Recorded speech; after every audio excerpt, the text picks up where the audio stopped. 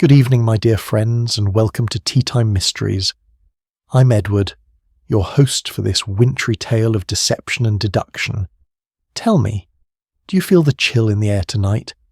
Perhaps there's frost upon your window pane, or snow beginning to fall in soft, silent curtains.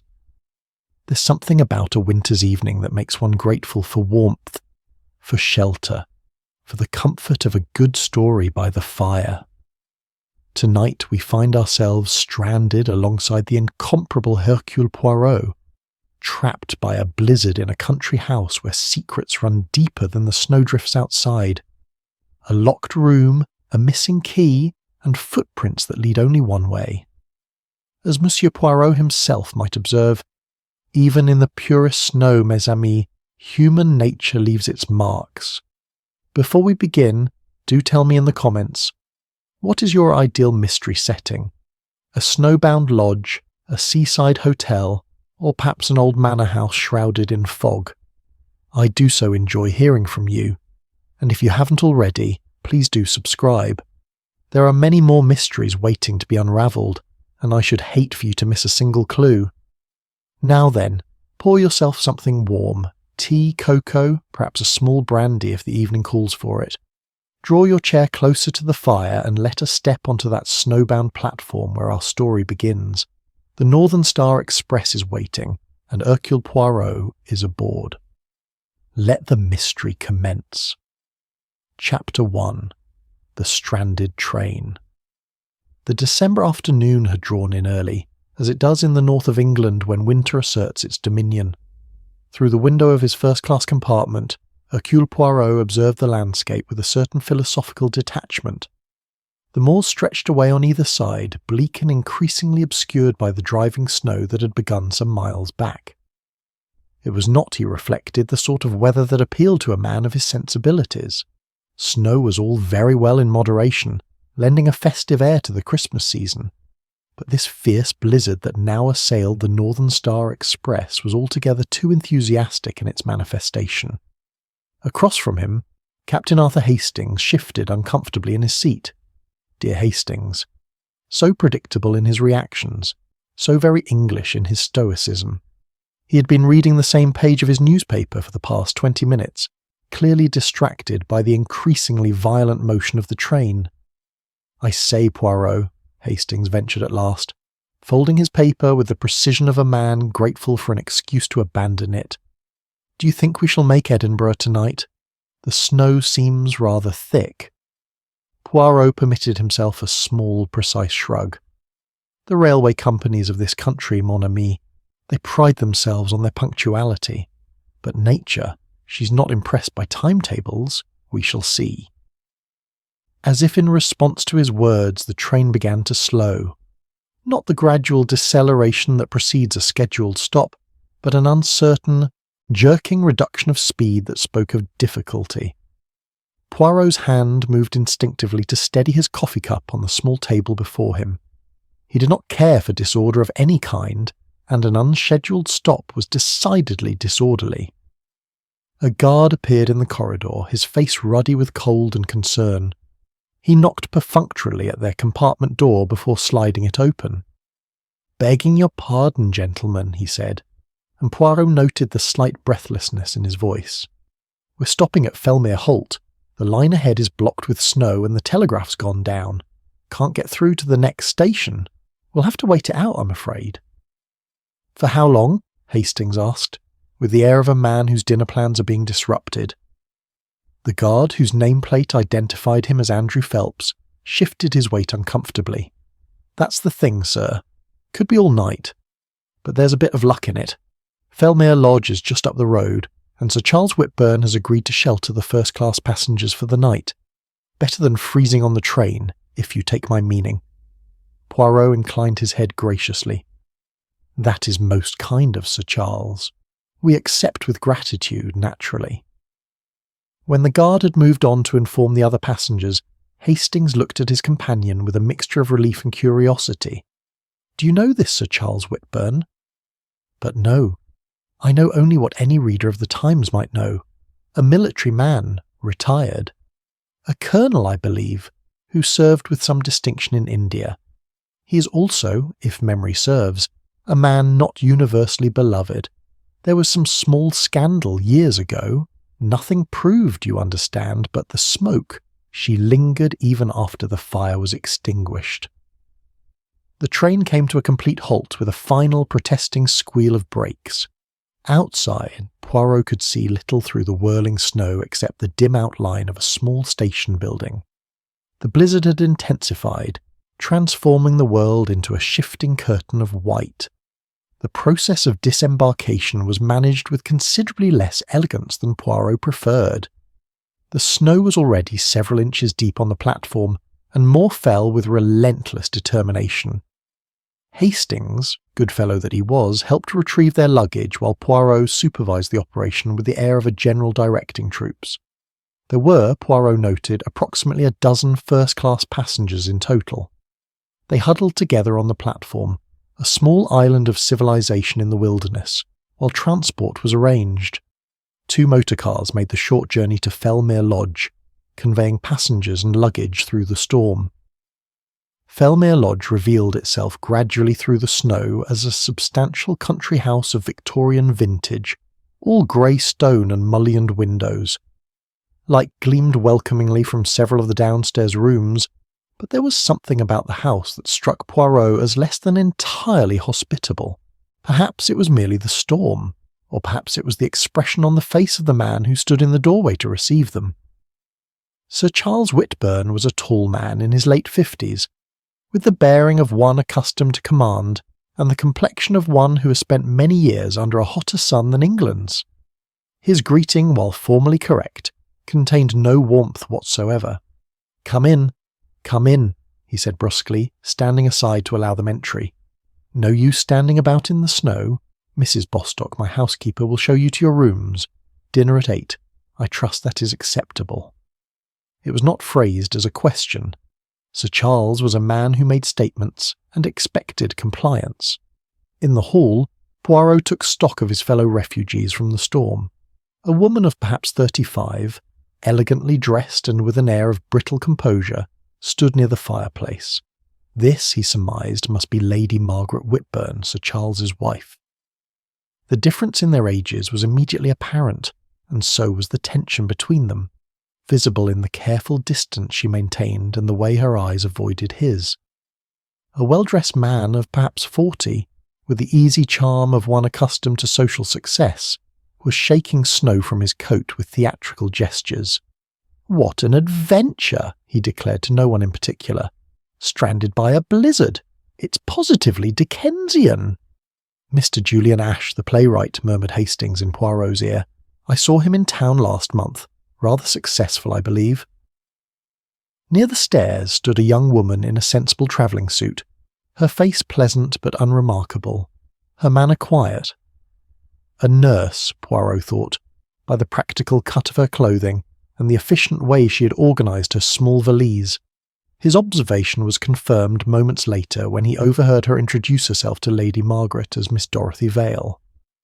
An elderly clergyman with nervous hands and anxious eyes was accepting a glass of brandy from the housekeeper.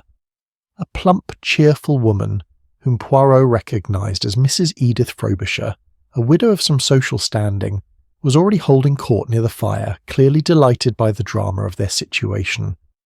A sleek gentleman with calculating eyes stood slightly apart, his hand resting protectively on an artist's portfolio. Mr. Felix Carr, the art dealer, Poirot thought, recognising him from a recent auction he had attended in London. As the passengers settled in, shedding coats and seeking warmth, Poirot observed them all with the quiet attention that was his habit. Snow, isolation, and strangers.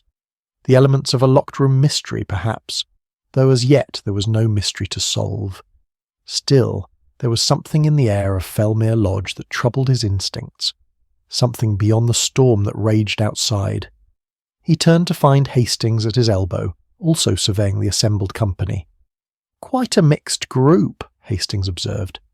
"Still, I dare say we'll make the best of it. Nice of Sir Charles to take us in." Poirot's reply was soft almost to himself. "Snow, isolation and strangers with secrets, mon ami. It is a most combustible mixture." Hastings looked at him in surprise. "Secrets? What makes you say that?" But Poirot merely tapped the side of his nose and smiled his enigmatic smile. "The little grey cells, Hastings. They tell Poirot many things, and they tell him that this will be a most interesting evening." Outside, the wind howled around the eaves of Fellmere Lodge, and the snow continued to fall, cutting them off more completely with each passing moment from the world beyond. Chapter 2. Tension Beneath the Hearth.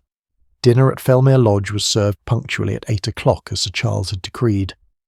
The dining room, though adequately heated, possessed an atmosphere that no amount of fire could quite dispel. It was a handsome room, Poirot observed, with dark panelling and ancestral portraits that gazed down with expressions of stern disapproval upon the unexpected guests below. The storm had worsened considerably. Wind rattled the windows with increasing violence, and the snow could be heard hissing against the panes like some living thing seeking entry. The telegraph line, they had been informed, was definitely down. There would be no communication with the outside world until morning at the earliest. Sir Charles presided at the head of the table with the air of a man performing an unwelcome duty.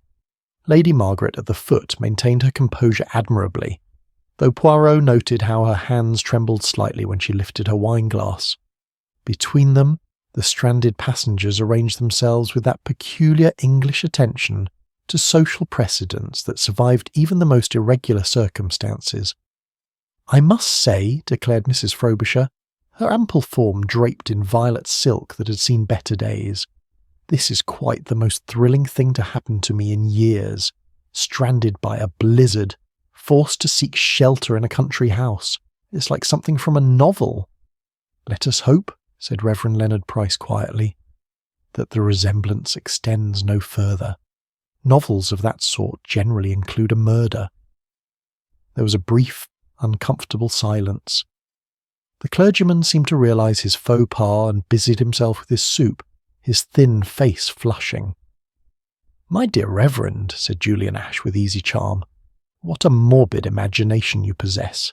I confess I'm delighted. A writer is always seeking new material, and a nervous clergyman is quite a gift." "I am not nervous," Price replied, rather too quickly. "Merely cautious. One should always be cautious when circumstances become unusual." Sir Charles barked a short laugh, though there was no humour in it. "Circumstances are perfectly ordinary, Reverend. Bad weather, enforced hospitality, nothing more sinister than that. Though I'll thank you all not to wander the house. Family rooms are private, and I won't have strangers poking about." "My dear Charles," Lady Margaret said softly, "I'm sure our guests understand perfectly." "Do they?" Sir Charles fixed his wife with a look that made Poirot's eyebrows rise infinitesimally. "Do they understand that privacy is sacred, that some doors are better left locked?" The emphasis on the last word was curious. Poirot glanced toward the doorway where, earlier, he had noticed a heavy oak door standing closed. The study, he presumed, from its position and the masculine character of its furnishings, glimpsed through a briefly opened door. Miss Dorothy Vale, the nurse, spoke for the first time since taking her seat. Her voice was pleasant and unassuming. "Sir Charles, I happened to notice you wincing earlier. Do you suffer from headaches? I have some powders in my medical bag that might provide relief." Sir Charles waved a dismissive hand. "I need no powders, Miss Vale. A brandy after dinner serves me well enough, but I thank you for the thought." "Such dedication," murmured Mr. Felix Carr, the art dealer. He had been silent through most of the meal, consuming his food with mechanical efficiency, while his eyes moved restlessly from face to face. A nurse's instinct to heal. Admirable, truly. "And what instinct drives an art dealer, Mr. Carr?" asked Julian Ash pleasantly. "The instinct to acquire, or merely to profit?" Carr's smile was thin. "In my profession, Mr. Ash, the two are inseparable. Rather like a playwright's instinct to observe human nature and his instinct to exploit it for entertainment." "Touché," Ash acknowledged with a laugh, "though I prefer to think of it as illumination rather than exploitation. My new play, for instance, The Fallen Hero. It examines the question of reputation and the price one pays to maintain it, or the price others pay? Sir Charles's knife clattered against his plate. Your play, he said icily, is an impertinence. The temperature in the room seemed to drop several degrees. Lady Margaret's hand went to her throat in a gesture of distress. I'm sure Mr. Ashe meant no offence, she began, but her husband cut her off. Did he not? I've heard about this play of his. A military man with a secret past. A scandal in India. Accusations of cowardice and worse. It strikes rather close to home, wouldn't you say, Mr. Ashe? Ashe's charm remained intact, but his eyes had gone hard. Art imitates life, Sir Charles. If you see yourself in my work, perhaps that says more about your conscience than my imagination. My conscience is clear, Sir Charles snapped, which is more than can be said for playwrights who steal other men's stories and call it creativity. Gentlemen, please, murmured Reverend Price. Surely such discord is unnecessary. But Sir Charles had already pushed back his chair. I'll take coffee in my study. Alone. Lady Margaret, you'll see to our guests. He strode from the room, and the door to the study opened and closed with decisive firmness. The click of a key turning in the lock was clearly audible. Mrs. Frobisher, ever resilient, attempted to restore the conversation to safer ground. Lady Margaret, what a charming house this is. Have you lived here long? 2 years, Lady Margaret replied, and Poirot detected a note of weariness in her voice. Since my marriage to Sir Charles. It was his family home, you understand. Sometimes I think the house remembers that and resents my presence. How romantic you are, Lady Margaret, said Ashe, his tone gentler now. Houses are merely stone and wood. They have no memory, no resentment. Don't they? She met his eyes for a moment, then looked away. I wonder. The remainder of dinner passed in subdued conversation. Poirot contributed little, content to observe. He noted how Nurse Vale watched Lady Margaret with professional concern. How Reverend Price seemed unable to keep his gaze from straying toward the locked study door. How Felix Carr's hand kept moving to his coat pocket, as though reassuring himself of something kept there. After dinner, the party assembled in the drawing-room. The fire had been built up and brandy was distributed. Hastings settled himself comfortably in a wing chair near Poirot. Bit of tension at dinner, Hastings remarked quietly. That business between Sir Charles and Ashe. Indeed. The playwright, he touched upon a nerve most sensitive. Do you suppose there's truth in it? This scandal in India? Poirot's fingers formed their characteristic pyramid. Where there is smoke, mon ami, one must at least consider the possibility of fire. But smoke can also be manufactured. It is a question that requires careful examination. Mrs. Frobisher, fortified by brandy, had recovered her spirits. Mr. Ashe, you simply must tell us about the theatre. I adore the theatre. Have you met anyone terribly famous? As Ashe launched into an anecdote, Poirot noticed Lady Margaret slip quietly from the room. A moment later he himself rose and moved toward the hallway, ostensibly in search of the facilities. He found Lady Margaret standing before the study door, one hand raised as though to knock but frozen in indecision. Lady Margaret, Poirot said softly, forgive the intrusion. She turned, and he saw that tears stood in her eyes. Monsieur Poirot, I did not realize you were there. Clearly, you're distressed. Is there perhaps something that weighs upon your mind? Something that Hercule Poirot might help to resolve? For a moment he thought she would confide in him. Her lips parted, and she drew breath as if to speak. Then something shuttered behind her eyes, and she shook her head. You are kind, monsieur, but there is nothing. Nothing at all. I am merely tired. The storm, the unexpected guests. It has all been rather overwhelming. I understand, but if you should need assistance... Thank you. You're very perceptive, Monsieur Poirot. Too perceptive, perhaps. She hesitated, then added in a whisper, I wish you had not come. Nothing good ever happens when strangers are trapped here.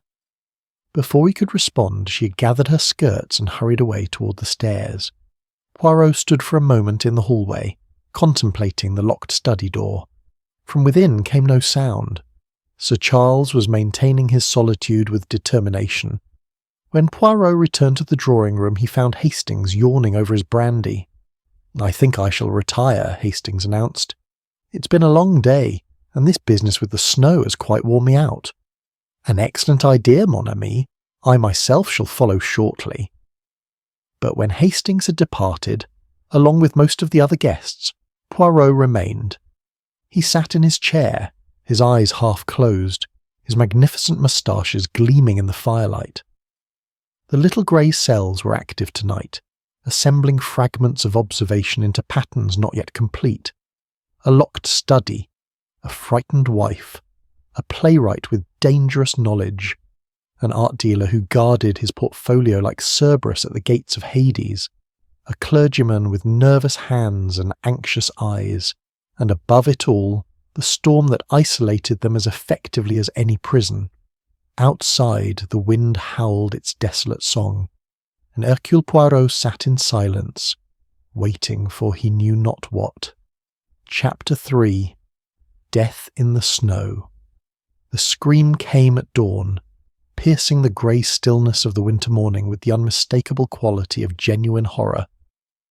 Poirot, who had been an early riser since his days with the Belgian police, was already dressed and making his way downstairs when the cry rang out. He moved with remarkable speed for a man of his years and build, arriving in the entrance hall to find Mrs. Bostock, the housekeeper, standing rigid with shock, one hand pressed to her mouth. "Madame, what has occurred?" Poirot asked sharply. The woman could only point toward the rear of the house, where French doors opened onto a terrace. Through the glass, a scene of terrible clarity presented itself. Sir Charles Whitburn lay upon the snow-covered flagstones, his body sprawled in an attitude that spoke eloquently of sudden death. His evening clothes were dusted with snow, and a dark stain spread across his shirt front, black against the white. By the time Poirot reached the terrace, stepping carefully through the now open French doors, Hastings had appeared, closely followed by the other guests in various states of undress and alarm. "Good God," Hastings breathed. "Is he dead?" "Certainly." Poirot knelt beside the body with practised efficiency, noting details with the precision of a Swiss watchmaker, examining a delicate mechanism. "For some hours, I should estimate. The body's quite cold, though the temperature makes that calculation inexact." A revolver lay near Sir Charles's right hand, its metal gleaming dully in the pale morning light. The snow around the body was disturbed, trampled by the dead man's own footsteps leading from the open French doors. But there was something peculiar about those footprints, something that made Poirot's eyes narrow with concentration. "Suicide," declared Mr. Phelps, the train guard, who had appeared from the servants' quarters where he had spent the night. "Plain as day, isn't it? Shot himself and fell where he stood." "Perhaps," Poirot murmured, "and perhaps not." Lady Margaret had reached the doorway, supported by Nurse Vale. At the sight of her husband's body, she gave a small, choked cry, and would have fallen had the nurse not held her firmly. "No," Lady Margaret whispered. "No, it cannot be. Charles!" Julian Ash, his face pale beneath his usual composure, moved to assist in supporting the widow. "Lady Margaret, you mustn't look. Come away. Miss Vale, help me get her to the drawing-room." As they led the distressed woman away, Poirot continued his examination. Hastings, who had seen his friend at work on many occasions, knew better than to interrupt. The footprints in the snow told a story, but one with curious inconsistencies. Sir Charles had clearly walked from the French doors to approximately where he now lay, a distance of perhaps 15 feet. But there were no footprints returning to the house. The snow around the body showed no signs of disturbance beyond those made by Sir Charles himself, and the fresh snow that had fallen during the night had partially filled even those impressions, suggesting he'd been lying here since the small hours of the morning. "A locked room mystery in reverse, Hastings," Poirot observed. "The victim walks out but does not walk back. But surely if he shot himself— Observe the wound, mon ami, here, in the chest, slightly left of centre. A man who shoots himself typically chooses the temple, or perhaps places the gun directly against the heart. This angle, it suggests the shot came from someone facing him, Someone perhaps a little shorter than our deceased host. Poirot lifted Sir Charles's right hand carefully, examining it with minute attention. The hand, it bears no residue of gunpowder that I can detect, though in fairness the snow may have washed such evidence away. But see here, Hastings, he wears only one glove. The right hand is bare, the left is gloved. Why would a man going out to shoot himself in the snow wear only one glove? Perhaps he removed it to hold the gun. Then where is this removed glove? I see it nowhere upon the terrace. Reverend Price had approached, his face ashen. This is dreadful, simply dreadful. Should we not cover him? It seems indecent to leave him exposed like this. In a moment, Reverend. First, Poirot must see everything as it was. To disturb evidence is to destroy the truth. Poirot straightened, his eyes moving methodically across the scene. The French door stood open, leading from what he now recognised as Sir Charles's study. The room beyond was visible through the doorway, its interior shadowed but untouched by the snow that had drifted onto the terrace. Hastings, you will please prevent anyone from entering the study. I must examine it most carefully. Right you are, Poirot. As Hastings stationed himself at the French doors, Poirot made one final circuit of the body. It was then that he detected it, a faint odour beneath the general smell of cold and snow. Gunpowder, yes, but something more. A sweetish, acrid scent that spoke of a shot fired at very close range indeed. Mrs. Frobisher had joined Reverend Price, her earlier vivacity entirely extinguished. I cannot believe it. Such a vital man, so full of authority. What could have driven him to such despair? Despair, madame? Poirot rose from his examination. That is your assumption. It may not be correct. But surely, the gun, the footprints, what else could it be? What else indeed? That is the question which Hercule Poirot must answer. Mr. Felix Carr had appeared on the terrace, his portfolio conspicuously absent for once. He stared at the body with an expression difficult to read. The police, he said abruptly. Someone must telephone for the police. The telegraph lines remain down, Poirot informed him, and the road, I am told, is impassable. We are still quite isolated, Mr. Carr. The police will come when they can, but until then, I must take charge of this investigation. You? But what authority have you? Poirot drew himself up to his full, if modest, height. I am Hercule Poirot. In Belgium, I was a member of the police force for many years. In England, I have worked with Scotland Yard on numerous occasions. My authority is that of experience, Mr. Carr, and of necessity. Unless you would prefer that we all simply wait in ignorance while evidence is destroyed and memories become conveniently vague. Carr had the grace to look abashed. No, of course not. Forgive me, I spoke out of shock. It is understood. Now I must ask that you all return to the house. Hastings, you will remain with me. The rest of you, please assemble in the drawing-room. I shall wish to speak with each of you shortly. As the subdued group filed back into the house, Poirot turned his attention to the study.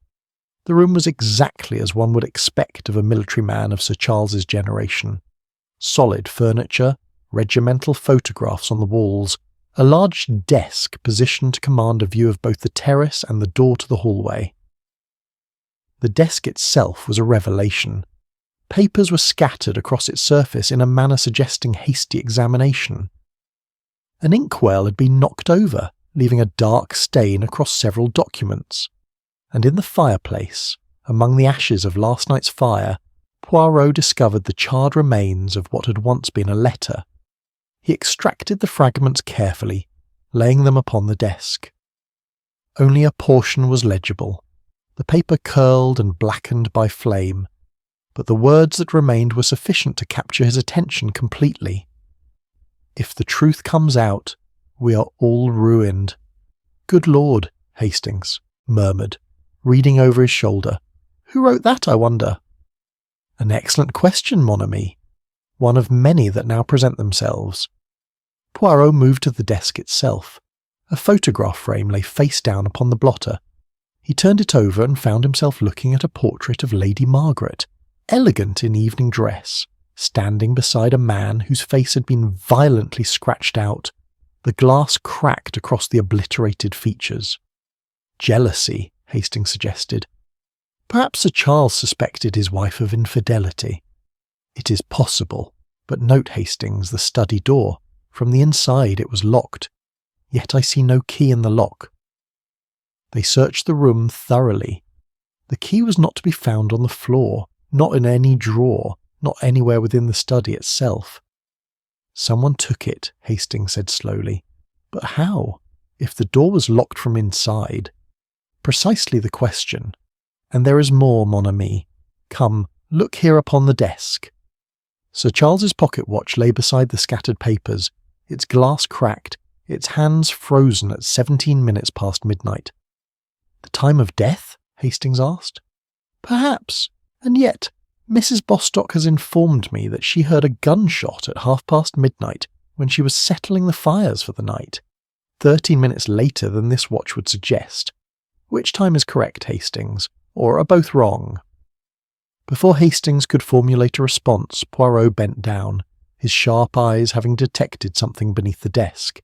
He emerged holding a fragment of fabric, dark wool, and something else. A small, muddy boot print upon the carpet runner, distinct and clearly not matching the shoes worn by Sir Charles. "We have," Poirot announced with grim satisfaction, "not a suicide, but a murder most carefully staged. And somewhere in this house, mon ami, walks a killer who believes themselves very clever indeed." Outside, the snow had begun to fall again, soft and relentless, covering the terrace and the body of Sir Charles Whitburn with a fresh white shroud. Chapter 4. Early Clues and Confusion.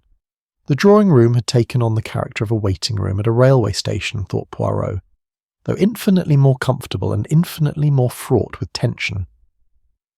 The assembled guests sat in various attitudes of discomfort, speaking in low voices or not at all.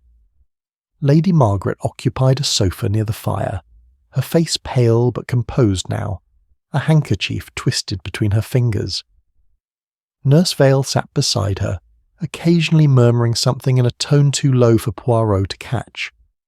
Poirot entered the room with the measured tread of a man who has unpleasant duties to perform. Hastings followed, carrying a notebook in which he had agreed to record the salient points of each interview. "Ladies and gentlemen," Poirot began, "you are all aware of the tragedy that has befallen this household. Sir Charles Whitburn is dead. The circumstances are suspicious. Until the police can reach us, through the snow, I must ask for your complete cooperation in establishing the facts of this matter." "Suspicious," echoed Mrs. Frobisher, "but surely it was suicide. The poor man shot himself in despair." "That, madame, is one possibility, but there are others, and Hercule Poirot does not leap to conclusions without examining all the evidence." "What evidence?" demanded Felix Carr. His usual sleekness had been replaced by a certain dishevelment, as though he had dressed in haste. "What could possibly suggest anything other than suicide?" Poirot regarded him with interest. "You seem most eager to embrace that theory, Mr. Carr. Why should that be?" Carr flushed. "I merely wish to understand the situation. We are trapped here with a dead body. Naturally one seeks clarity." "Clarity," repeated Poirot softly. "Yes, that is what we all seek.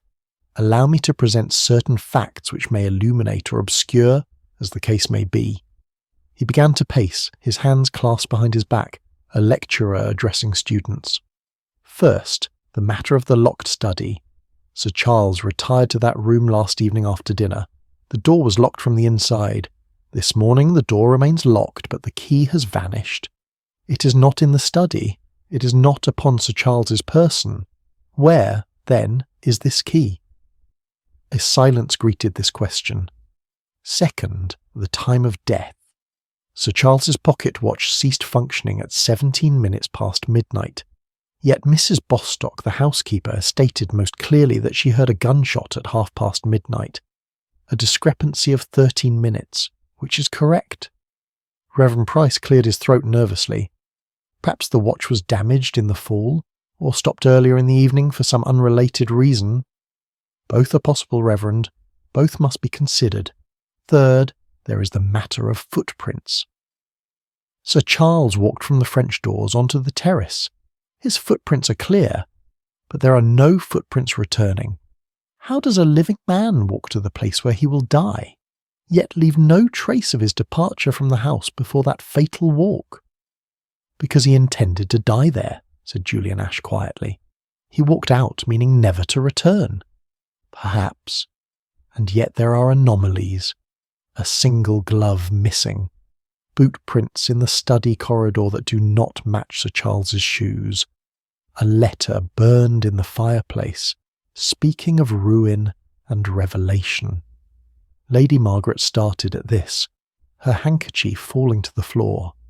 Nurse Vale retrieved it for her with a swift, efficient movement. "What letter?" Lady Margaret asked, her voice barely above a whisper. "That, Lady Margaret, is what I had hoped you might tell me." It read, in part, "If the truth comes out, we are all ruined." "Do these words mean anything to you?" She shook her head, but Poirot detected a flicker of something in her eyes. Fear, certainly, but also recognition. "My husband had many business dealings, many correspondence.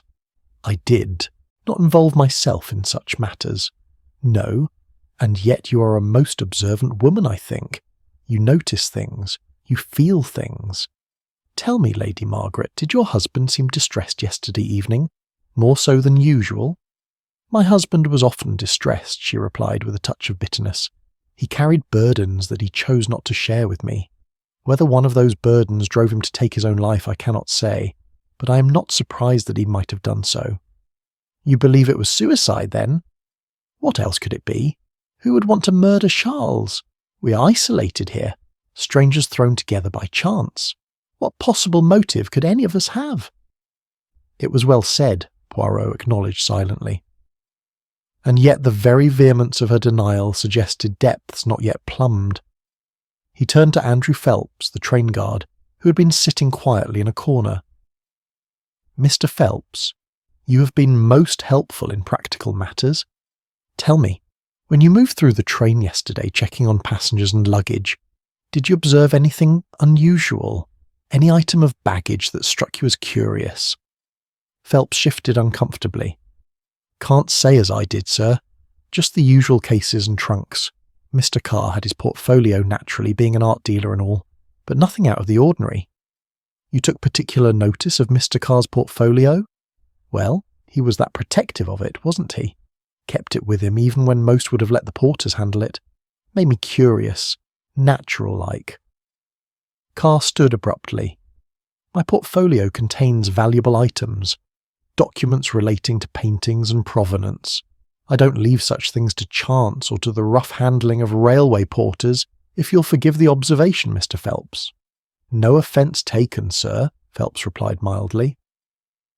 Poirot filed this exchange away for future consideration. He moved to the desk where Mrs. Bostock had provided writing materials and extracted the charred letter fragments, now preserved between two sheets of glass. "I should like each of you to examine these remains. Perhaps someone will recognise the handwriting or the paper." The fragments were passed from hand to hand. Mrs. Frobisher squinted at them through her lorgnette. Julian Ash held them to the light. Reverend Price's hands trembled as he took his turn, but it was Felix Carr who reacted most strongly, his face paling as he looked at the burned words. "Do you recognise something, Mr. Carr?" Poirot asked sharply. No, I simply find the whole business distasteful. The reading of a dead man's private correspondence. Murder, Mr. Carr, is considerably more distasteful than the reading of letters. I think you will agree." When the fragments had made their circuit and revealed nothing definitive, Poirot produced his next exhibit, the defaced photograph of Lady Margaret. This was found upon Sir Charles's desk. The gentleman standing beside Lady Margaret has been most thoroughly obliterated. Can anyone identify him? Lady Margaret closed her eyes briefly. "That was Mr. Robert Ashford, a friend from before my marriage. The photograph was taken at a garden party 2 years ago. I did not know Charles had kept it, much less defaced it in such a manner." "Mr. Ashford, He was more than a friend, perhaps. He was a suitor whom I rejected. Charles knew of him.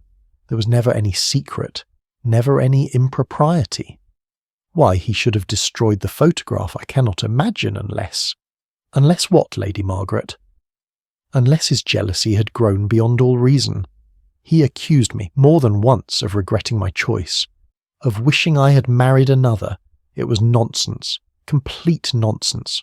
But Charles could be irrational when the mood took him. Julian Ash spoke up unexpectedly. Sir Charles accused me last evening of writing my play to expose his past. He seemed to believe everyone was conspiring against him. Paranoia, I would call it. Paranoia often has roots in reality, Poirot observed. A man does not fear exposure unless he has something to hide. He turned next to Nurse Vale. Miss Vale, you carry a medical bag. You offered Sir Charles powders for his headache. What else does this bag contain? The nurse met his gaze steadily. The usual supplies, bandages, antiseptics, laudanum for severe pain, a small quantity of morphine for emergency use. Morphine, a dangerous substance. In the wrong hands, yes, but I am a trained nurse, Monsieur Poirot. I know how to handle such medication safely. Of course. And your bag? It has been with you at all times? A pause, barely perceptible. I left it in my room overnight. The door was locked. Locked. Yes, we have several locked doors in this case, and several missing keys. Poirot's eyes swept the room. I will speak with each of you individually over the course of the morning. For now, I ask only that you remain in the public rooms. Do not attempt to leave the house, and do not enter Sir Charles's study. Hastings, you will stand guard there. As the assembly began to disperse, Mrs. Frobisher approached Poirot with the air of one bursting with information. Monsieur Poirot, there is something I must tell you.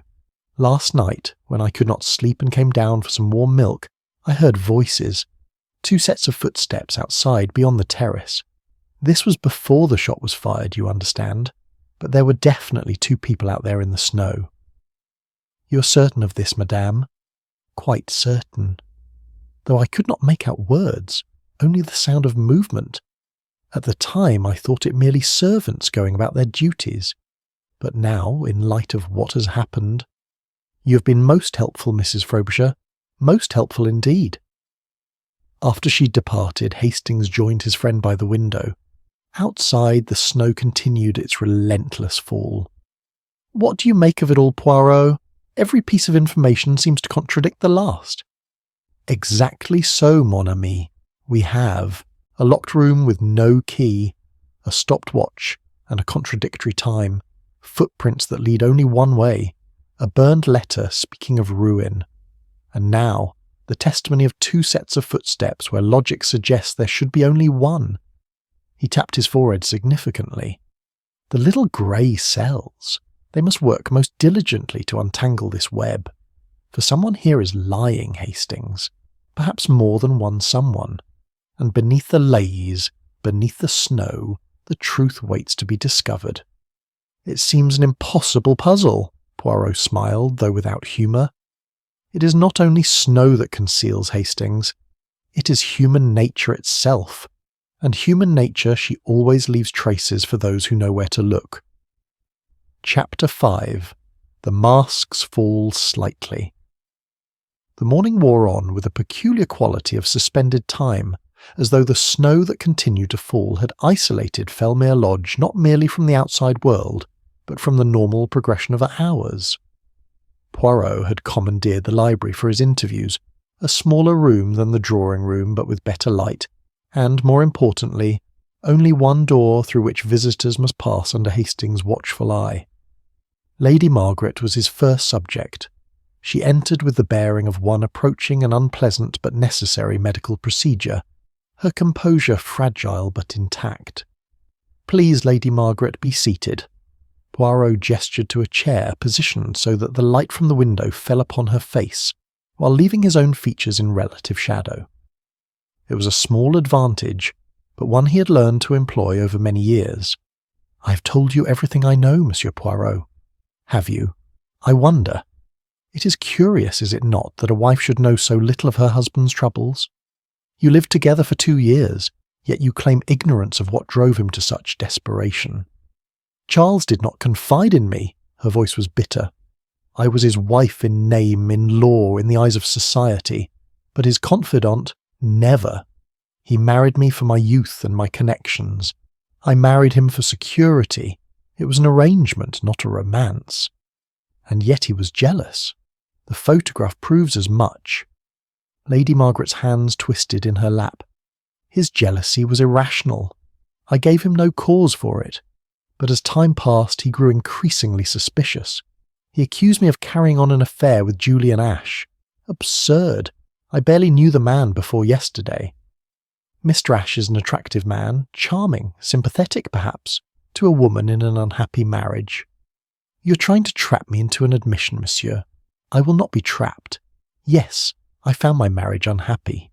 Yes, Charles was difficult and often cruel in small ways.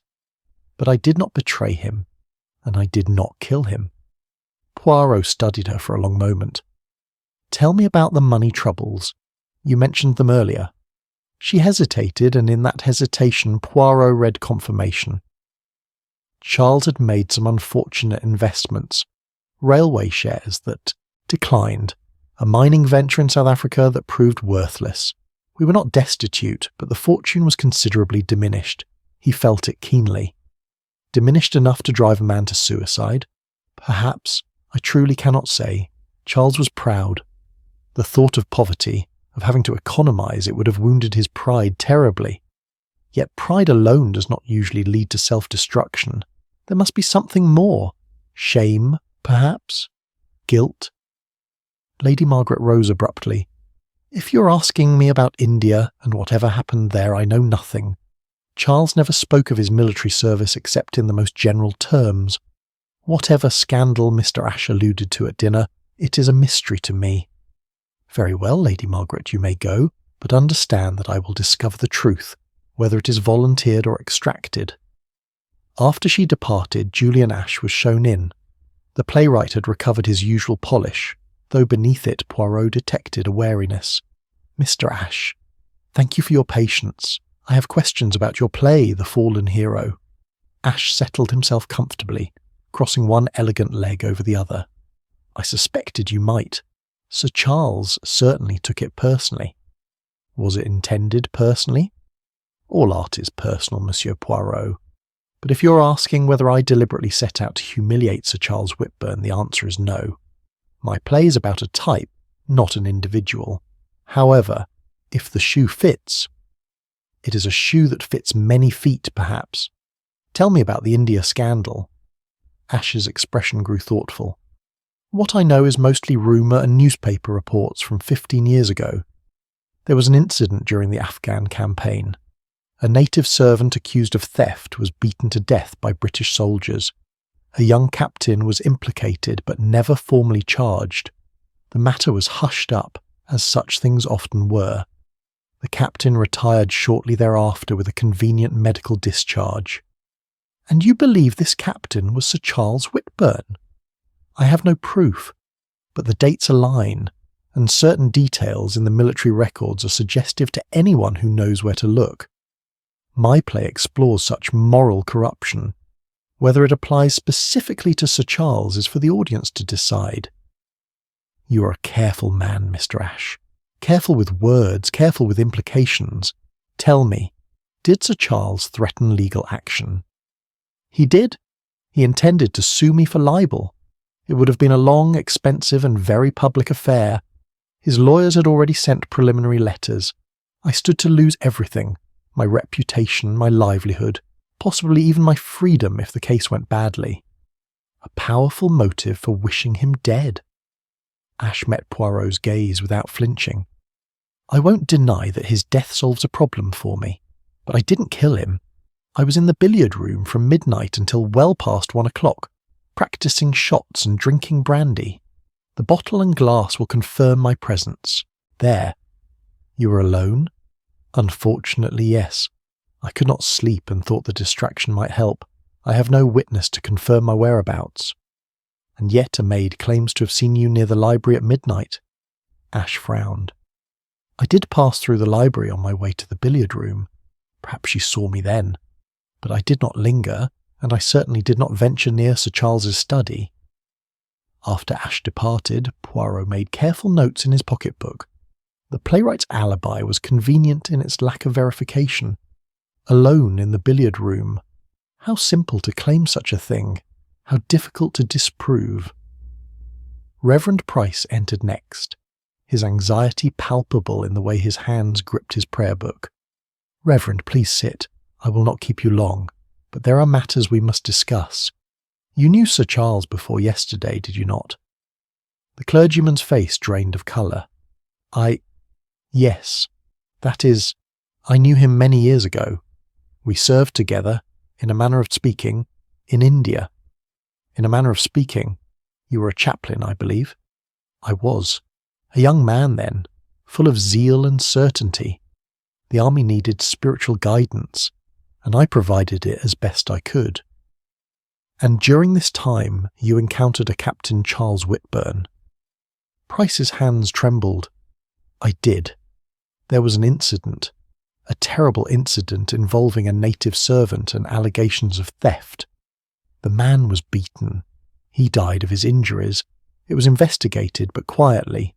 Too quietly. Justice was not served. You blame Captain Whitburn for this death?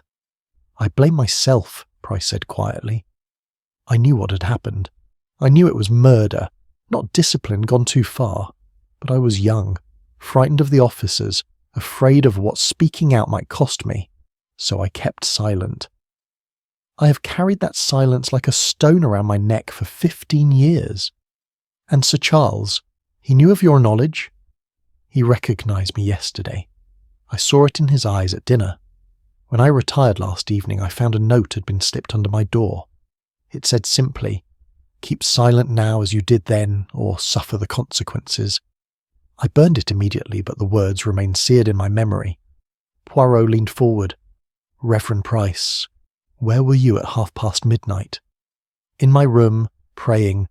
I could not sleep for the turmoil in my soul.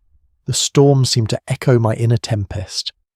When I heard the gunshot, I thought at first it was thunder. Then I heard the commotion and realised what had occurred." "You heard the shot from your room?"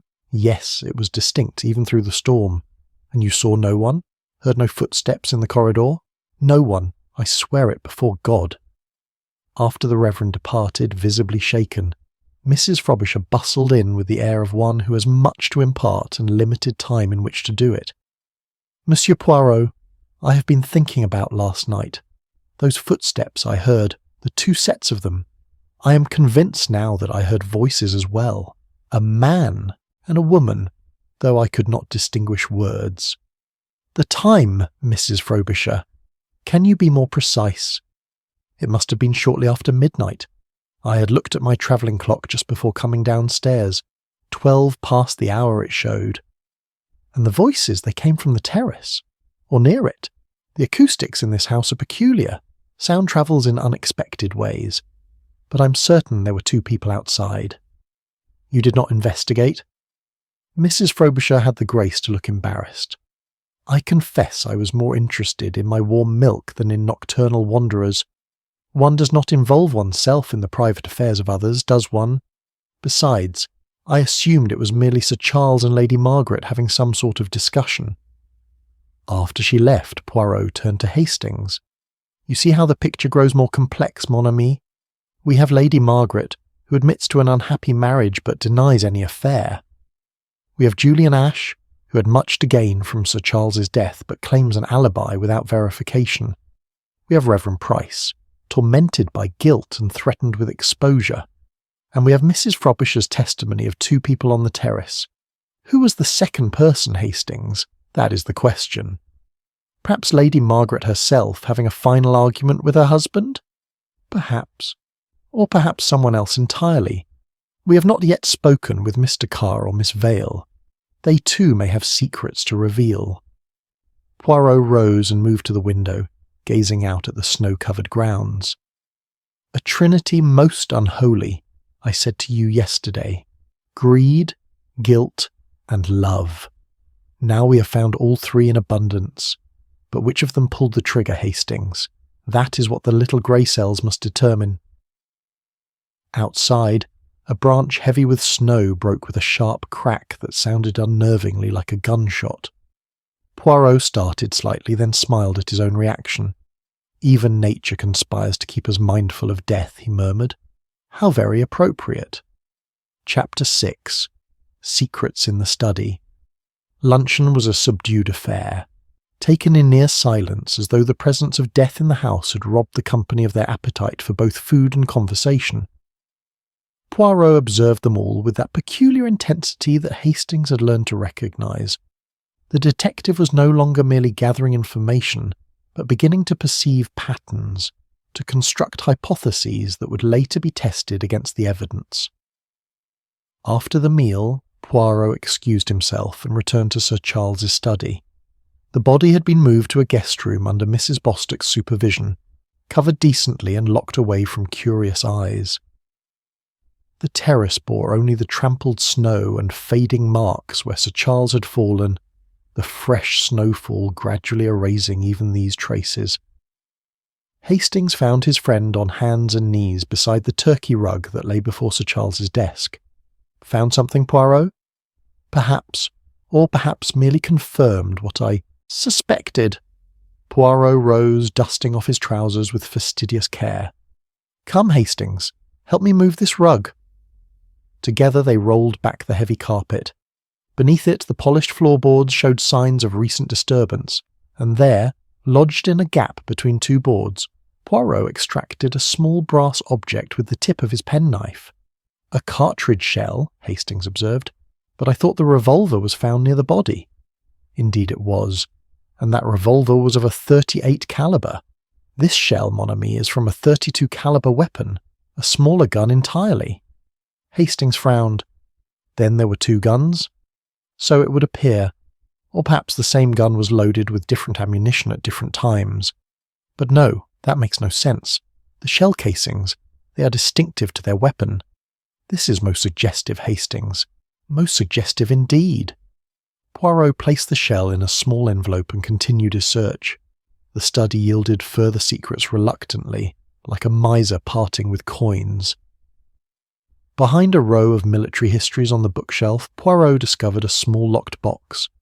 The key to this box he found in a hollowed-out book titled Regimental Records of the Punjab Campaign. How very obvious for those who know where to look, Poirot murmured, and how very obscure for those who do not. The box contained letters, a dozen or more tied with string.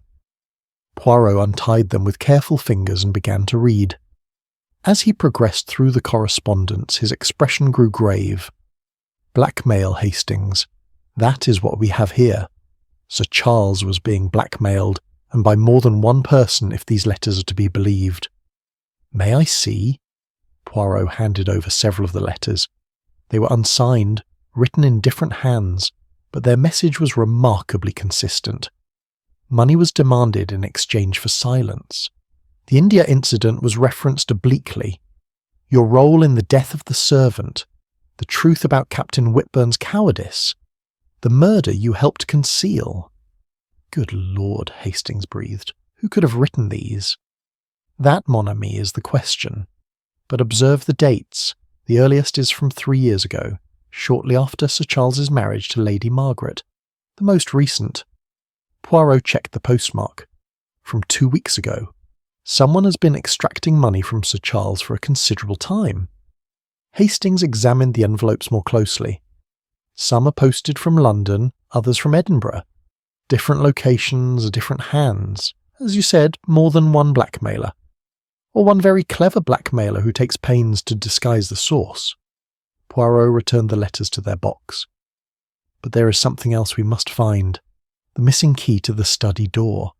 It was not upon Sir Charles's person, not in this room. Where then did it go? They searched methodically. Drawers, behind furniture, even the pockets of Sir Charles's smoking jacket that hung upon a hook near the door. The key remained elusive. It was Hastings who finally discovered it, quite by accident, when he went to clear the ash from the fireplace. Poirot, look here. In the ash bucket, half buried in soot and the remains of burned letters, lay a heavy brass key. Poirot extracted it with care, noting how the soot had been smeared along its length. Someone threw this into the fire, hoping it would be consumed or overlooked. But brass does not burn, and our murderer was perhaps not thinking clearly in the moment after the crime. "Why throw away the key at all?" Hastings asked. "Why not simply leave it in the lock?" "Because, my friend, the locked door from the inside suggests suicide. But if the key remained in the lock, anyone might have locked the door from outside and thrown the key back through the keyhole. By removing the key entirely, our murderer created a greater puzzle. How was the door locked with no key present? The mind! It leaps to impossible solutions, secret catches, hidden mechanisms, when in truth the solution is simple. The key was hidden in plain sight, in a place it might plausibly have ended up through accident. Poirot moved to the desk and examined once more the documents scattered across its surface. Most were routine: bills, letters of business, a draft of Sir Charles's will. But one document caught his attention: a telegram, dated the day before the train journey, addressed to Sir Charles. Read this, Hastings. The telegram was brief. "Silence cannot be bought forever. The truth will emerge. Calcutta remembers." "Calcutta," Hastings said slowly. "That's in India, isn't it? Where Sir Charles served?" "Precisely. And now we come to the heart of the matter. What happened in Calcutta, or more broadly in India, that haunts these people so? We know of the servant's death, the cover-up, but I suspect there is more. Always there is more when men resort to murder." Poirot's attention was drawn to a drawer that had been locked, but showed signs of having been forced open. The wood around the lock was splintered, suggesting violence rather than careful picking. Inside this drawer lay a single piece of paper folded once. Poirot unfolded it and read aloud: "If you expose me, I shall speak of what happened in Calcutta. The death of the servant was not the only crime committed that night. You know this. Your silence ensures mine. But if you break our pact, I will see you hang alongside me." The letter bore no signature, no date, but the handwriting was educated, flowing, unmistakably masculine. "Exposure," Poirot murmured. "Everyone in this house fears exposure. Sir Charles feared it. The writer of this letter feared it. But what specifically are they so desperate to conceal?" He turned to Hastings with sudden decision. "We must speak again with Reverend Price. He was in India. He knows what happened, or at least some portion of it, and I believe his conscience troubles him enough that he will tell us the truth if pressed correctly." They found the Reverend in the morning room, staring out at the snow with an expression of profound melancholy. When Poirot entered, Price turned with something almost like relief. "You have come for the truth, Monsieur Poirot. I see it in your face." "I have come for answers, Reverend. Whether they constitute the complete truth remains to be seen. This letter," Poirot produced the unsigned note, "was hidden in Sir Charles's desk. Do you recognise the handwriting?" Price took the letter with shaking hands. His face, already pale, became ashen. "Yes," he whispered, "I recognise it, though I wish to God I did not." "And the author?" "I cannot say. That is, I will not say without proof. To accuse someone of such a thing without absolute certainty would be unconscionable. Reverend Price, a man is dead. Murdered, I am now certain. Your scruples do you credit, but they may be protecting a killer." Price sank into a chair, the letter still clutched in his hands. "Very well. I will tell you what I know of Calcutta, of that terrible night 15 years ago. But you must understand that I am not proud of my role in what followed." "I understand nothing yet, Reverend. Speak plainly." "The servant who died was named Amar Singh. He was accused of stealing from the officers' mess. In truth, he had discovered something, evidence of systematic theft by one of the British officers.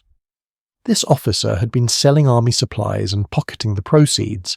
Amar Singh threatened to expose him. That night, the officer and several others, including Captain Whitburn, confronted Amar. They meant only to frighten him into silence, or so they claimed afterward. But the beating went too far. The man died. And the thieving officer, who was he? Price met Poirot's eyes with obvious reluctance. I was never certain. The matter was hushed up so quickly, the investigation so perfunctory. But there were rumours. One name was whispered more than others, though never proven. And that name? Lieutenant Felix Carr. He resigned his commission shortly after the incident, reinvented himself as an art dealer. I did not recognise him at first yesterday when we arrived. He has changed considerably.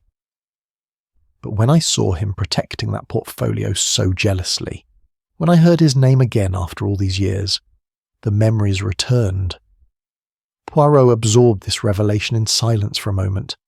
Mr. Carr was in India. Mr. Carr may have been the instigator of the crime that led to Amar Singh's death, and now Mr. Carr is here, stranded by chance in the house of a man who knew his secret. Not by chance, Price said quietly.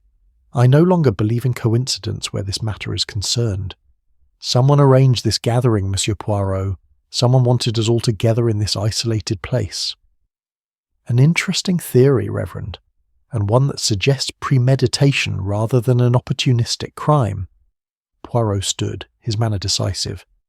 We must examine Mr. Carr's famous portfolio. I suspect it contains more than mere business documents, and if he refuses to show it, then his refusal itself will tell us much. Come, Hastings, it is time we had a frank conversation with Mr. Felix Carr about art, about India, and about the price of silence. As they left the morning room, Poirot paused and turned back to the Reverend. One more question. Lady Margaret claims she never lived in India, yet the letter specifically threatens to speak of Calcutta. How do you account for that? Price's expression was troubled. I cannot account for it, monsieur, unless the letter was not addressed to Lady Margaret at all, but to someone else entirely, someone who wished Sir Charles to believe his wife was being threatened, when in fact the target was different. Yes, Poirot said softly. Yes, that is most illuminating. Thank you, Reverend Price. You have been more helpful than you know. Chapter 7. The Disappearing Painting.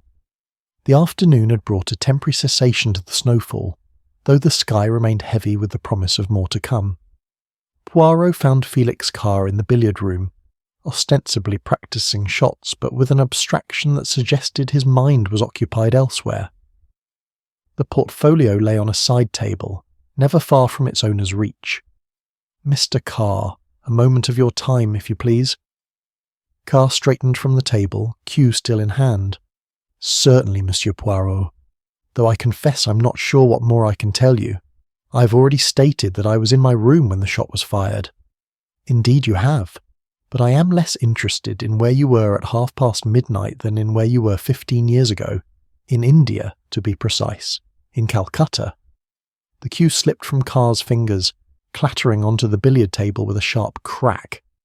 He made no move to retrieve it. I don't know what you're talking about. Do you not? Come, Mr. Carr. I have spoken with Reverend Price. He remembers Lieutenant Felix Carr quite well. The theft of army supplies, the death of Amar Singh, the hasty resignation from Her Majesty's forces. Carr's face had gone rigid. That was another life. Another man. I've paid for my mistakes in ways you cannot imagine. Have you? Or have you merely profited from them, using the threat of exposure to extract money from Sir Charles Whitburn? I have found the blackmail letters, Mr. Carr. Several different hands, several different postmarks, but all I suspect from the same source. Clever art dealer would know how to disguise such things, would he not? You're wrong. Carr moved to the portfolio, his hand resting protectively upon it. I was being blackmailed, not doing the blackmailing. Sir Charles knew my secret. He held it over me like a sword. I came here to pay him off one final time to purchase my freedom once and for all. And the portfolio? It contains this final payment? Yes, or rather, it did. Poirot's eyebrows rose. Did? Carr's composure cracked entirely. It's gone. The painting, the bonds, Everything. When I returned to my room after luncheon, my luggage had been disturbed. The portfolio was there, but the contents had been removed. You're certain of this? Of course I'm certain. Do you think I wouldn't notice the loss of £50,000 in forged bearer bonds? The admission hung in the air between them. Hastings, who had been standing quietly by the door, could not suppress a gasp. Forged bonds, Poirot repeated softly. Now we come to the truth. Continue, Mr. Carr. Explain to me these forged bonds. Carr sank into a chair, all pretense of dignity abandoned. After I left the army, I needed money. I had skills, connections. Forgery became my trade. Documents, provenances for paintings that were less authentic than claimed. And yes, occasionally, bonds. Sir Charles discovered this 3 years ago when he purchased a painting from me. He had the provenance examined by an expert who declared it false. He could have reported me to the authorities. Instead, he demanded payment for his silence. How much had you paid him over these 3 years? Nearly everything I had. The bonds in the portfolio represented my last assets. I told him they were genuine, payment for a painting I was supposedly delivering. In truth, they were as false as the documents I'd created years ago. I planned to leave them with him and disappear before he could have them authenticated. But now they're gone, and with them any hope of escape. When did you discover the theft? As I said, after luncheon. I went to my room to check on them. The portfolio had been opened carefully, but opened nonetheless. Whoever took them knew what they were looking for. Poirot stood and began to pace, his hands clasped behind his back. This is most interesting. Someone knew about the bonds. Someone took them between the time you last checked the portfolio and luncheon today. Tell me, Mr. Carr, when did you last verify their presence? Last night, before dinner. They were secure then. And the portfolio has been with you constantly. Not constantly. I left it in my room when we assembled for dinner, and again when we gathered in the drawing room after the discovery of Sir Charles's body. But my door was locked both times. Locked? Yes, we return always to locked doors and missing keys. Poirot turned to Hastings. We must search the house. £50,000 in bonds, even forged ones, do not simply vanish. They are somewhere within these walls. The search was conducted with thoroughness, if not with immediate success. Poirot enlisted Mrs. Bostock and her staff to examine the servants' quarters and public rooms, while he, Hastings, and a reluctant Carr investigated the guest bedrooms. It was in the conservatory, of all unlikely places, that the portfolio's missing contents were discovered. Miss Dorothy Vale had gone there seeking a moment's solitude among the potted palms and winter roses. Her scream brought Poirot and the others running. The bonds lay scattered across the tiled floor, partially concealed beneath an ornamental lemon tree. But it was not the bonds that had caused Miss Vale's distress. Tucked among the certificates was a lady's glove, elegant and expensive, monogrammed with the initials M.W. Lady Margaret's glove, Hastings observed. So it would appear. Poirot knelt to examine the bonds without touching them, and found in her possession these forged securities would implicate her in both blackmail and possibly in Sir Charles's murder. How very convenient. Too convenient, ventured Hastings. Precisely, mon ami, too convenient by half. Poirot rose and turned to Miss Vale, who stood pale and trembling. You discovered these just now? Yes, Monsieur Poirot. I came here to be alone, to think. I saw something white beneath the tree and thought it might be a handkerchief someone had dropped. When I picked it up, I found it was a glove, and beneath it all these papers. You touched nothing else? Only the glove. When I saw what lay beneath, I called for help immediately. Poirot examined the glove carefully. The monogram is certainly Lady Margaret's. But tell me, Miss Vale, in your professional capacity as a nurse, you must be observant of details. Does Lady Margaret strike you as left-handed or right-handed? Miss Vale considered. Right-handed, I believe. She gestures with her right hand, holds her teacup with her right hand. And this glove is for which hand? The left hand. Excellent. You see, Hastings, We are meant to believe Lady Margaret dropped her glove here while hiding the bonds, but she would naturally have removed her right glove, not her left, if she needed her hand free for such work. This glove was planted along with the bonds to incriminate her. But who would do such a thing, Miss Vale asked. That is the question we must answer. Who benefits from Lady Margaret appearing guilty? Who had access to both her gloves and Mr. Carr's stolen bonds? A commotion from the doorway announced the arrival of Lady Margaret herself, accompanied by Julian Ash. She stopped at the sight of the assembled group, her eyes widening as she took in the scene. What has happened? Miss Vale, you look quite distressed. Poirot indicated the scattered bonds and the glove. Your glove has been found, Lady Margaret, in rather compromising circumstances. She moved forward to look, then froze. That is my glove. But I have not been in the conservatory today. I've been in my room since luncheon, lying down with a headache. Can anyone confirm this? Mrs. Bostock brought me tea an hour ago. Before that I was alone. Julian Ash had picked up one of the bonds, examining it with apparent curiosity. Forged, he pronounced. Rather good work, actually, but the watermark is wrong. These are worthless except as evidence of fraud. You're remarkably knowledgeable about forgery, Mr. Ash, Poirot observed. I research for my plays. One learns all sorts of useful information. These bonds were meant to fool Sir Charles, I assume. Were you paying him off, Mr. Carr, or was he paying you? Before Carr could respond, there was another interruption. Andrew Phelps, the train guard, appeared in the conservatory doorway, his face flushed with agitation. Monsieur Poirot, sir, I think you'd better come. I found something in the room where the body's been kept. Something that shouldn't be there. They followed him upstairs to the guest room that had been converted into a temporary mortuary. Mrs. Bostock stood guard outside, her face grim. I was just checking to make sure all was proper, sir, Phelps explained. And I noticed this, tucked into Sir Charles's jacket pocket. It wasn't there this morning when we moved him. I'm certain of it.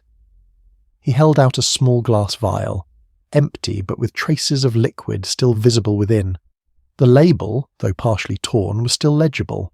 Morphine sulfate. All eyes turned to Miss Dorothy Vale, who had accompanied them upstairs. Her medical bag, from which she had earlier reported a vial missing, sat in her room just down the corridor.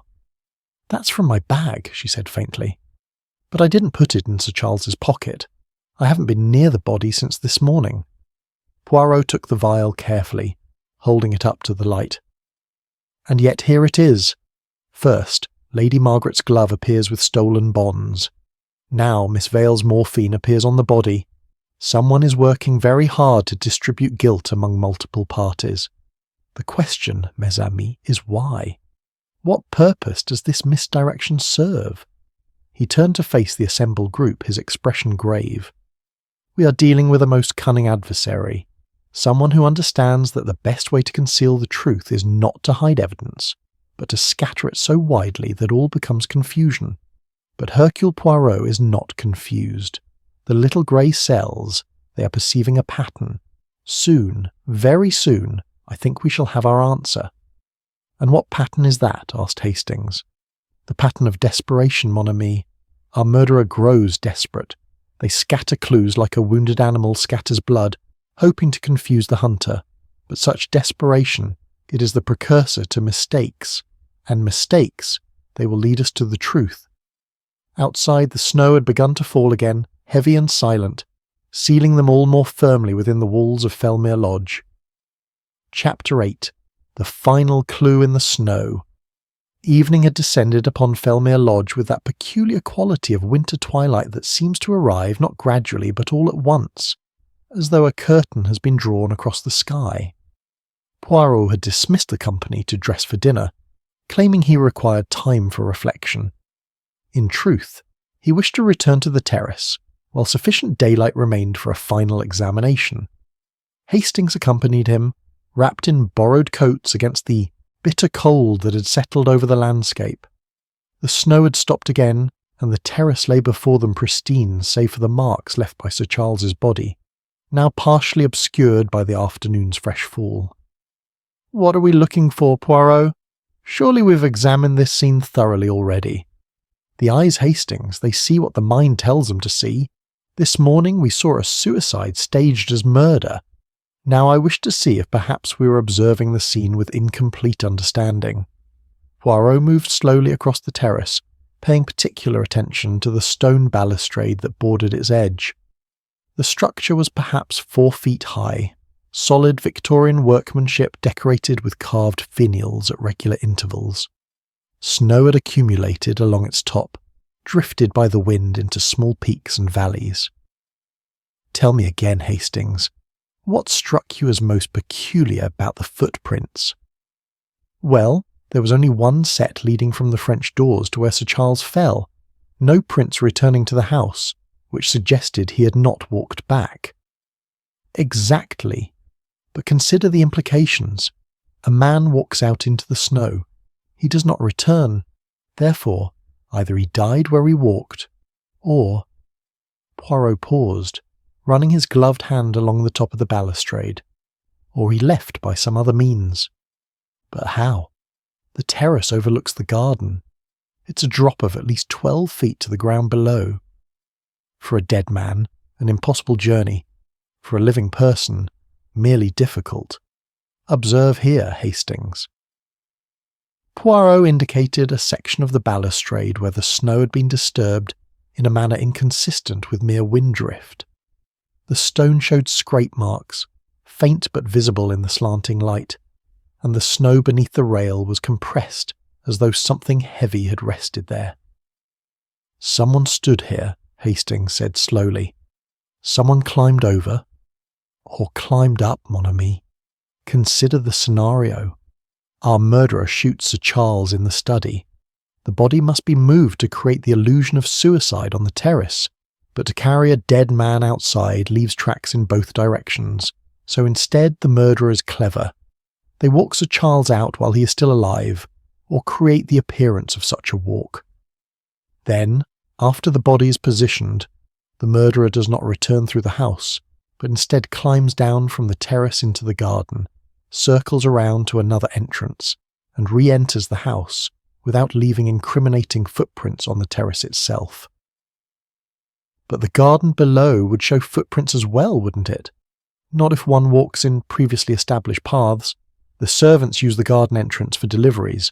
Their footprints would already be present, obscuring any additional tracks, and in the storm, with snow falling heavily, such traces would be covered within an hour." Poirot knelt near the balustrade, his sharp eyes scanning the snow beneath. "Yes, here we have it. See this depression in the snow, Hastings? Something small and round pressed into it. A button, perhaps." He extracted a small silver object from the compressed snow, holding it up to catch the fading light. It was indeed a button, distinctive in its design, a small heraldic crest engraved upon its face, the kind used on gentlemen's evening wear.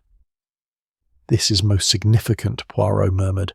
"Most significant indeed." "Whose button is it?" "That we must determine. But first, there is another discrepancy that has troubled me from the beginning. Come back inside, Hastings. I must verify something in the study." They returned to the warmth of the house, stamping snow from their boots.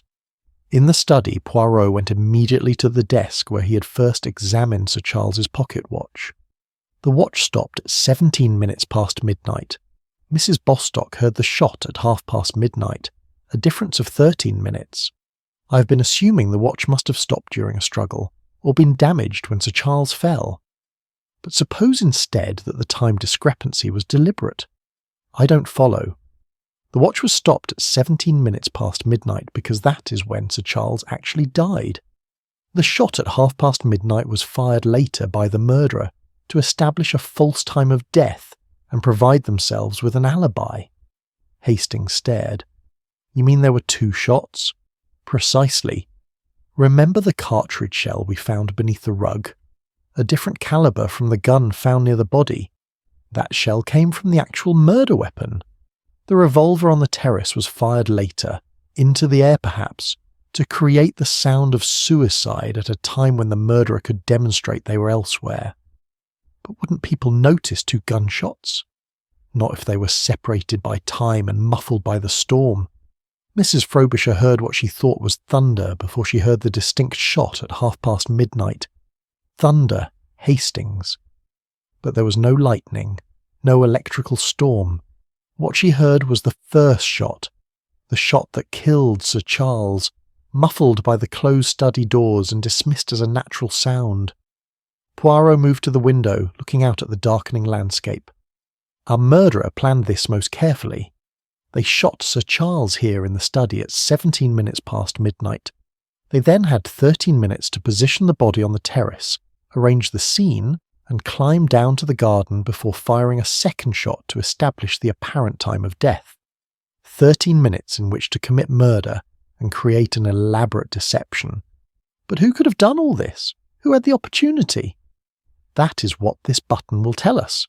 Someone's evening clothes are missing this ornament.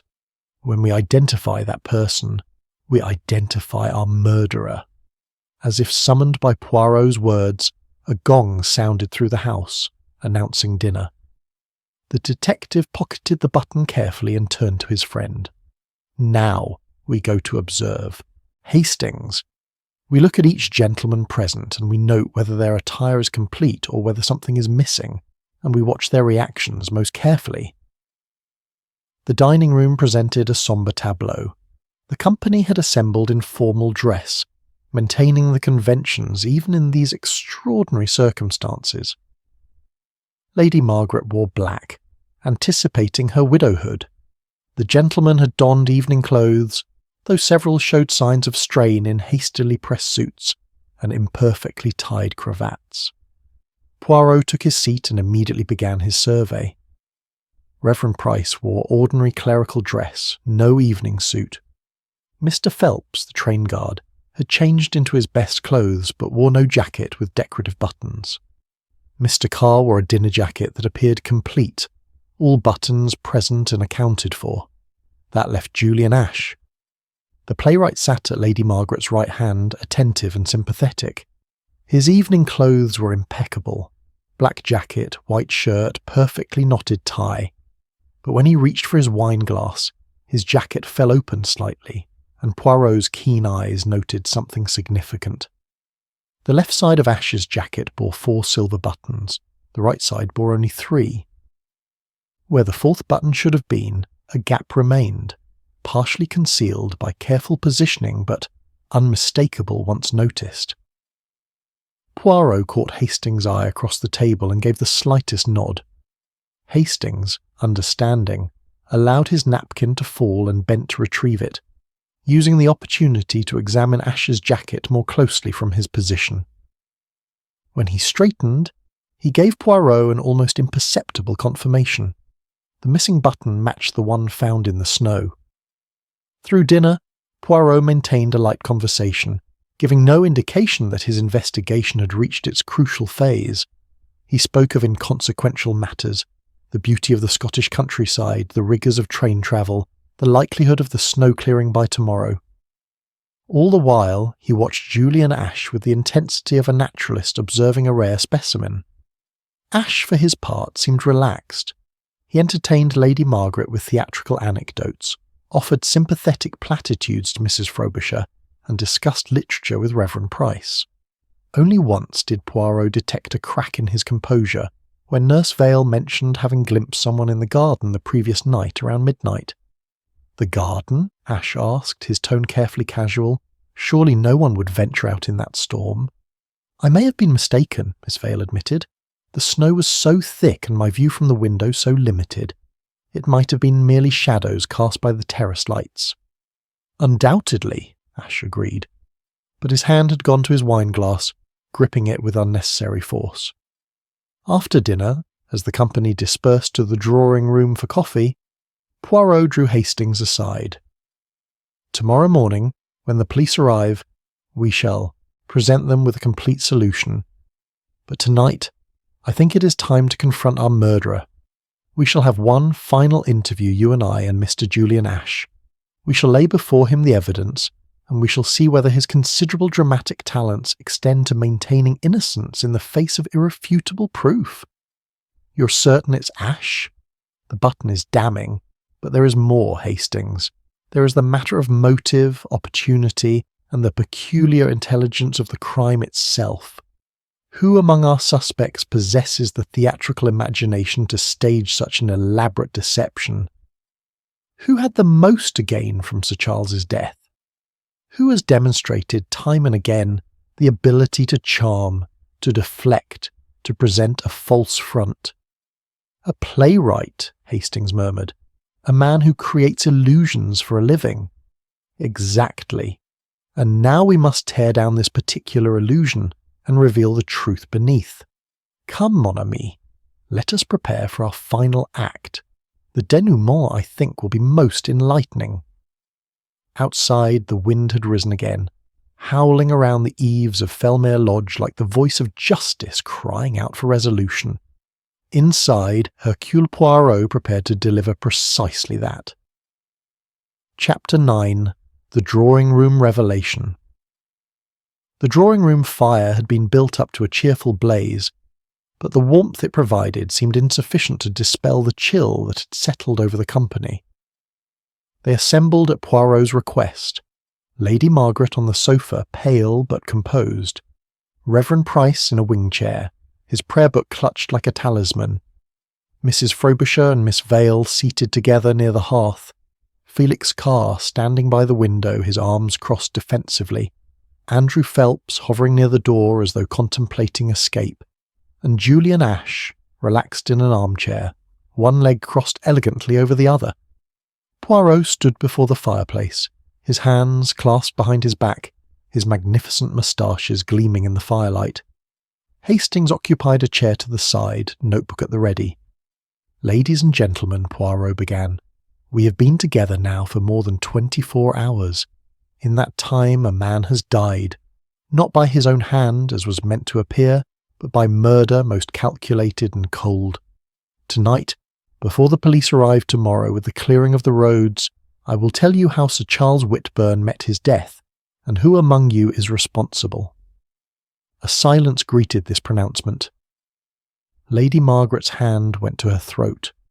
Carr shifted his weight uncomfortably. Only Julian Ash seemed unmoved, regarding Poirot with what might have been amusement, or might have been careful control. "First, let us dispose of the staging. The suicide was an elaborate fiction designed to mislead. The body on the terrace, the revolver near the hand, the single set of footprints leading outward but not returning. All of this was calculated to suggest that Sir Charles walked to his death willingly. But consider the impossibilities." Poirot began to pace, his voice measured and clear. "A man who intends suicide does not stop his pocket watch at one time and shoot himself at another. A man who shoots himself does not throw the key to his study into the fireplace ash bucket. A man who walks out into the snow to die does not wear only one glove. These are not the actions of a suicide, mes amis. They are the clumsy attempts of a murderer to create an illusion." "Then who did kill him?" demanded Carr. "And why?" "Patience, Mr. Carr. We shall arrive at the yes-or presently. First, the why. Sir Charles Whitburn was not a beloved man. He carried secrets from India, secrets that gave power to those who knew them. He was being blackmailed, yes, but he was also a blackmailer himself. A complex web of guilt and coercion connected several people in this room." Poirot turned to Felix Carr. "You, Mr. Carr, were being bled dry by Sir Charles, who knew of your forgery and your role in the death of Amar Singh 15 years ago. The bonds you brought were your last desperate attempt to buy freedom, though in truth they were as false as the provenances you once created." Carr's face flushed. "I've admitted as much, but I didn't kill him." "No, you did not. You lacked both the courage and the opportunity.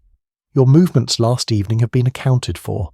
You were in your room from shortly after dinner until the alarm was raised." Poirot moved on to Reverend Price. "And you, Reverend, carried the guilt of silence for 15 years. Sir Charles threatened to expose you as a coward who had failed to prevent murder. A devastating accusation for a man of the cloth." Price bowed his head. "I have confessed my sin to you already, Monsieur Poirot, but I swear before God I did not kill him. though I cannot prove my whereabouts at the crucial time. Indeed, you cannot, but the method of this murder requires more than opportunity. It requires a specific type of mind, creative, theatrical, capable of seeing multiple moves ahead like a chess player. It requires someone who understands human psychology, who knows how to direct attention where he wishes it to go. Lady Margaret spoke, her voice trembling slightly. You speak as though the murderer is here in this room. But of course, Lady Margaret. Where else would he be? We are all trapped here together, 12 souls bound by circumstance and snow. The murderer sits among us even now, listening to my reconstruction with, I imagine, some considerable anxiety. Poirot paused, allowing the tension to build. When he resumed, his tone had sharpened. Let me tell you what actually occurred last evening. After dinner, Sir Charles retired to his study. He locked the door, as was his habit, but he was not alone for long. Someone came to speak with him, someone he admitted willingly. They argued, perhaps about the threatened lawsuit, perhaps about money, perhaps about Lady Margaret. The conversation grew heated. Julian Ash uncrossed, his legs leaning forward slightly. This is speculation, Monsieur Poirot. You cannot know what was said in that room. Can I not? I know that a letter was burned in the fireplace, a letter speaking of ruin and revelation. I know that a photograph was defaced in rage or despair. I know that at 17 minutes past midnight precisely, Sir Charles Whitburn was shot in the chest with a small caliber pistol, a .32 to be exact, not the .38 revolver that was later found near his body, Hastings interjected. The different cartridge shell you found beneath the rug. Exactly, mon ami. The murderer shot Sir Charles with his own weapon, a small pistol he had brought for protection, or perhaps with premeditation. Sir Charles fell dead at 17 minutes past midnight, and his pocket watch stopped at that moment when he struck the desk. The murderer now faced a problem, a body in a locked study with the murderer also inside. How to create the illusion of suicide and escape without suspicion? Poirot's eyes swept the room. The solution was brilliant in its audacity. The murderer could not carry the body through the house without being seen. Instead, he dragged Sir Charles to the French doors, walked him out posthumously, creating footprints in the snow, and arranged him on the terrace. Then, instead of returning through the house and leaving a second set of footprints, he climbed over the terrace balustrade into the garden below. Miss Vale gasped. The shadow I saw from my window. It was the murderer climbing down. Just so, Miss Vale. The murderer then circled around through the garden, entering the house through the servants' entrance where his footprints would be obscured by existing tracks. But this still left the problem of the apparent time of death. How could he establish an alibi when he had just committed murder? The answer was ingenious. He waited until midnight, when he could be observed elsewhere, and then fired a second shot using Sir Charles's own revolver, which he had brought back with him from the terrace. This second shot, heard by Mrs. Bostock and others, created the impression that Sir Charles had died at that later time. Mrs. Frobisher exclaimed, "But I heard 2 sets of footsteps on the terrace before the shot."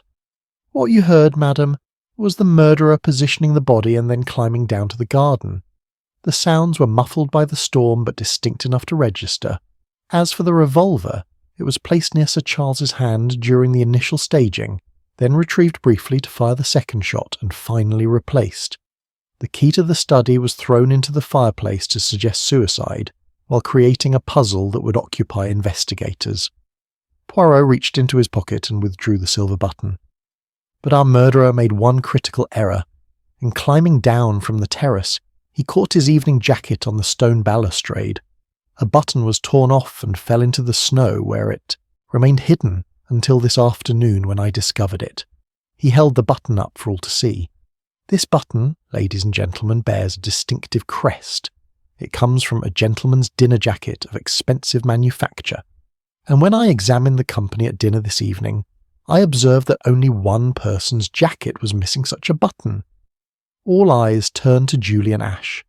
The playwright's composure held for a moment longer, then cracked like ice beneath too much weight. His face went white, then flushed with anger. "Circumstantial," he said, but his voice lacked conviction. "A button proves nothing. It could have been lost at any time." "Could it? Then why, Mr. Ashe, did you take such care this evening to position your jacket to hide the missing button? Why did you react when Miss Vale mentioned seeing someone in the garden? Why have you been so eager to embrace the theory of suicide from the very beginning?" Poirot moved closer, his voice dropping to a gentler tone. "But there is more than the button, Mr. Ashe. There is the burned manuscript page I found in the study fireplace, beneath the charred letters. A page from your play, The Fallen Hero, stained with blood. Sir Charles's blood, I have no doubt, though we shall confirm it with the police laboratory." Ashe's hands gripped the arms of his chair. "He was going to ruin me. The lawsuit, the publicity. He would have destroyed everything I had built. He called me to his study after dinner to gloat, to show me the legal papers his solicitor had prepared. He said he would not only sue me, but would expose me as a fraud, a thief who had stolen his life story without permission. And so you shot him? I brought the pistol merely for protection. I feared he might become violent, but when he threatened me, when he stood there smiling that contemptuous smile, something inside me broke. The gun was in my hand and I fired. Once, just once, and he fell." Lady Margaret made a small distressed sound. Ashe turned to her, his expression desperate. "I never meant for you to be implicated, Margaret. The scattered clues, the glove, the morphine, all of that was meant to confuse, not to accuse you specifically. I needed time to escape once the road's cleared. I thought if everyone was a suspect, no one would be arrested immediately." "You thought wrong, Mr. Ashe," Poirot said quietly. "Murder, it leaves traces that cannot be obscured by misdirection. The little grey cells, they sift through the confusion and find the truth. You killed Sir Charles at 17 minutes past midnight. You staged an elaborate suicide. You even planted false evidence to implicate others. But you could not foresee that you would lose a button, or that Hercule Poirot would examine the terrace with sufficient care to find it." Julian Ashe slumped in his chair, all fight gone from him. "He called me a coward, said I stole other men's stories because I had no courage to live my own life. Perhaps he was right. Wanted to live, Monsieur Poirot. I wanted my freedom, my success, my future, and so I took his life to preserve my own. Does that make me a coward? That, Mr. Ashe, is a question for your conscience and for the courts. My task was merely to discover the truth. Now I have done so." Poirot turned to Andrew Phelps. "Mr. Phelps, I believe you have some experience with restraint from your railway duties. You will please ensure that Mr. Ashe does not attempt to leave before the police arrive tomorrow?" As Phelps moved forward to take charge of the now broken playwright, Poirot addressed the rest of the company. "I apologise for the theatricality of this revelation, but in a case involving a playwright, perhaps it was appropriate that the final scene should be played out before an audience." The assembly dispersed slowly, shocked and subdued. Only Hastings remained, shaking his head in admiration. "Brilliant, Poirot. Simply brilliant. The button was the key to everything. The button was merely confirmation, mon ami. The truth lay in understanding the psychology of our killer. A creative man, desperate to protect his livelihood and freedom. Such men are capable of elaborate deceptions, but also of critical errors born of panic and haste. And the false clues he planted? Ah, those were his downfall. In trying to implicate everyone, he succeeded only in making himself more suspicious. The mind that could conceive such misdirection could only be the mind of a playwright accustomed to complex plotting. Poirot gazed into the fire, his expression thoughtful. Even on a snowy evening, Hastings, the human heart leaves footprints. One need only know where to look. Chapter 10. The Snow Settles. Morning came to Fellmere Lodge with the transformation. The storm had passed in the night, leaving behind a world crystalline and still. The sun rose over the moors in a blaze of pink and gold. illuminating a landscape so pristine it seemed almost to deny the darkness that had occurred within the grey stone walls of the house. Poirot stood at his bedroom window, observing the scene with the detachment of one who has completed a difficult task. Below, he could see the road where men were already at work clearing the accumulated snow. The telegraph lines had been repaired before dawn, and word had been sent to the authorities in Edinburgh. The police would arrive within the hour. A knock at the door announced Hastings, already dressed and clearly relieved that their ordeal was nearing its end. "The roads are passable, Poirot. We'll be able to leave once the police have taken our statements." "Indeed, mon ami, though I confess I shall not be sorry to depart this place. Beautiful it may be in the sunlight, but it holds too many unhappy memories now." "What will happen to Ash, do you think?" Poirot turned from the window, his expression grave. "He will stand trial for murder. The evidence is overwhelming. The button, the manuscript page with Sir Charles's blood, his own confession, the jury will have little difficulty in reaching a verdict. It seems almost a waste, a talented man destroyed by a moment of violence. Do not let sympathy cloud your judgment, Hastings. Julian Ash didn't act in a moment of passion. He brought a weapon to that meeting. He planned, however imperfectly, what he would do. And after the deed, he attempted to implicate innocent people to save himself. Such actions speak to a character fundamentally flawed, whatever his artistic talents. I suppose you're right. Still, one can't help but feel a certain pity. Pity, yes, but not absolution. Sir Charles Whitburn was not an admirable man. His blackmail, his cruelty to his wife, his willingness to destroy others to protect his own secrets, these were reprehensible. But he did not deserve to be murdered. Justice belongs to the courts, not to desperate playwrights with pistols. They descended to breakfast to find the household in a state of subdued activity. Luggage was being gathered, farewells prepared. The guests who had been strangers 2 days ago were now bound together by their shared experience of tragedy, yet eager to separate and return to their normal lives. Lady Margaret sat alone in the morning room, a cup of tea cooling before her untouched. Poirot approached her with the courtesy that came naturally to him when addressing a woman in distress. "Lady Margaret, I trust you slept, despite the circumstances." She looked up, and he saw that her eyes were red but dry. "I slept very little, Monsieur Poirot. I've been thinking about my marriage, about Charles, about the secrets he kept. I was his wife for 2 years, and yet I knew him not at all." "Do not reproach yourself. Your husband chose to keep his own counsel. That was his decision, not your failing. Was he truly such a villain? The blackmail, the cruelty Mr. Ash described?" Poirot considered his words carefully. He was a man who made errors in his youth and spent the remainder of his life trying to conceal them.